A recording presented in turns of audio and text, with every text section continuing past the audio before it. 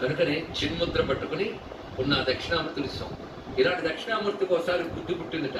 ఈ ఋషులకు మౌనంగా ఉంటే అర్థమైపోయింది, కానీ అందరికీ మౌనంతో ఉంటే ఏమర్థమవుతుంది? ఈ మౌనానికి నేను వ్యాఖ్యానం చేసి మాట్లాడాలి అనుకున్నాను.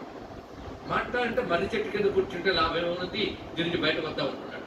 4 చేతులతో జనాల్లోకి వెళ్తే భయపడతారు కనుక ఆ 2 చేతులు లోపలికి లాగేసుకున్నాడు.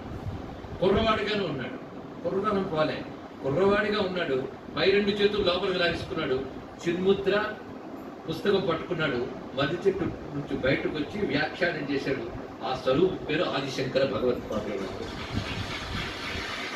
ముక్త్వా మౌనం వటపిటపినో మూలతో నిష్పతంతి శంభోర్మూర్తిశ్చరతి భువనే శంకరాచార్య రూపా.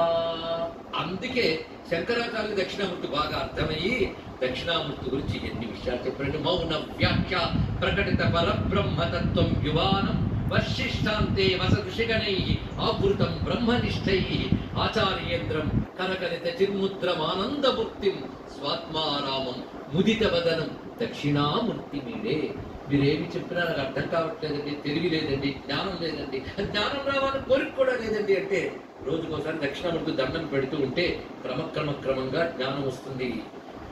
మామూలు బ్రహ్మజ్ఞానమే కాదు, లౌకిక జ్ఞానం కూడా ఇస్తాడు. కానీ విద్యల్లో రాణించాలన్న విద్యలు 2, పరావిద్య అపరావిద్య. అపరావిద్య అంటే లౌకిక విద్యలు, పరావిద్య అంటే బ్రహ్మ విద్య. ఏ విద్యను ఇవ్వగలిగిన వాడు ఆయనే. అది ఈశాన సర్వ విద్యానాం ఈశ్వర సర్వభూతానాం బ్రహ్మాధిపతి బ్రహ్మణోధిపతి బ్రహ్మ శివో మే అస్తు సదాశివో. సర్వ విద్యలకు ఆయన ప్రభువు అంటే ఆయనంతా ఎడ్యుకేషన్ డిపార్ట్మెంట్ అన్నమాట. కాదయ్యా, ఈశ్వర సర్వభూతానాం సర్వ జీవులకి ఆయన ప్రభువు. బ్రహ్మాధిపతి బ్రహ్మణోధిపతి, ఆయన నుంచే వేదములు వచ్చాయి. వేదములకు బ్రహ్మ అని పేరు. వేదములకు ప్రభు ఆయన, బ్రహ్మకు కూడా ప్రభు ఆయన, చతుర్ముఖ బ్రహ్మకు కూడా ప్రభు ఆయన. ఆయనే సదాశివుడు. ఆయన అక్షరం ఓం, అదే సదాశివోం.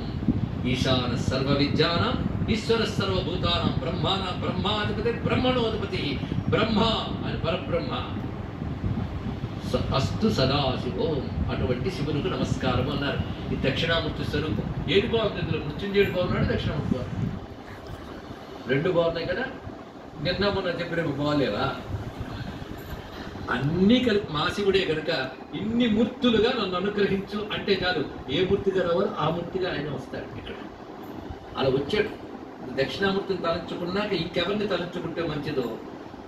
ఎందుకంటే మనకు ఒక జ్ఞానమే కావాలా, ఇంకా చాలా కావాలి.